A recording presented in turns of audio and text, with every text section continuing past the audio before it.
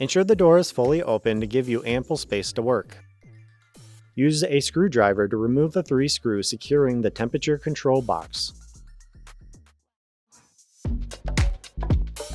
Carefully remove the control box to gain access to the connectors.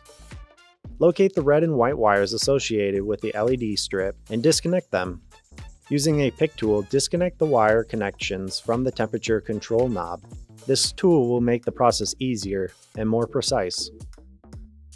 Gently pull out the temperature probe from the back wall of the fridge interior. Reinsert the temperature probe of the new temperature control box into the back of the fridge, ensuring it is properly seated. Reconnect the wires to the temperature control knob, ensuring that they are securely attached. Reconnect the red and white wires to the LED strip. Align the temperature control box with the screw holes on the ceiling of the fridge.